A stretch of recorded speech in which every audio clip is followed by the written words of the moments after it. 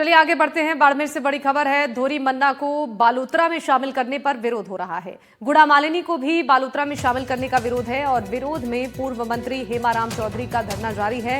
हेमाराम चौधरी ने धरना स्थल पर रात बिताई। आखिरी सांस तक धरने पर बैठा रहूंगा। हेमाराम ने कहा है कि धरना जारी रहेगा और आर पार की लड़ाई को लड़ते रहेंगे।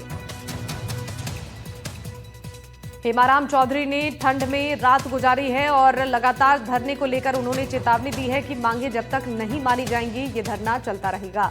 धोरी मन्ना को बालोतरा में शामिल करने का विरोध हो रहा है। गुड़ा मालिनी को भी बालोतरा में शामिल करने के लिए विरोध शुरू किया गया है और विरोध में पूर्व मंत्री हेमाराम चौधरी का ये धरना, उन्होंने धरना स्थल पर ही रात बिताई है और कहा है कि आखिरी सांस तक धरने पर बैठा रहूंगा। हेमाराम चौधरी ने कहा कि धरना जारी रहेगा और आर पार की जो लड़ाई है वो हम लड़ते रहेंगे जब तक हमारी मांगे नहीं मानी जाती। बड़ी खबर बाड़मेर से।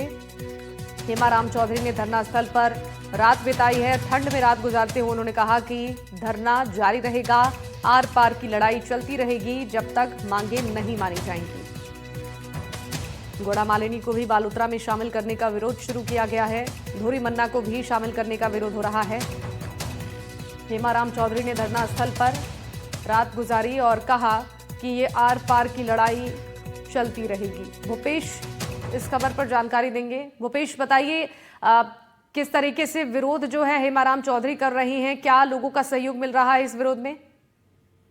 जी बिल्कुल, इस पूरे मामले को लेकर जैसे कल इन्होंने एक विरोध स्वरूप एक रैली निकाली थी जो धोरीमन्ना कस्बे में पूरे घुमाई थी, जिसमें पोस्टर, बैनर और होर्डिंग्स लिखे हुए थे कि भाई जो स्लोगन थे कि किस तरीके से अन्यायपूर्ण फैसला हुआ, तुगलकी फरमान हुई, तमाम बातें जो कांग्रेस की टैगलाइन रही है, कांग्रेस ने इस मामले को शुरुआत से रहा है।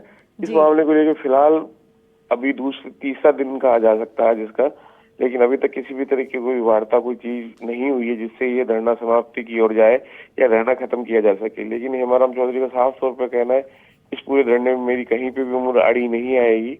अगर मुझे इसके लिए जो कुछ करना पड़े वो करूंगा। और अभी के हालिया दिनों में हालांकि ठंड नहीं थी, लेकिन ठंड भी अपने स्तर पे बहुत कहर बरपा रही है। ऐसे में रात को भी वो धरना स्थल पर ही सोते नजर आए। ठीक है, बहुत शुक्रिया भूपेश तमाम जानकारियों के लिए।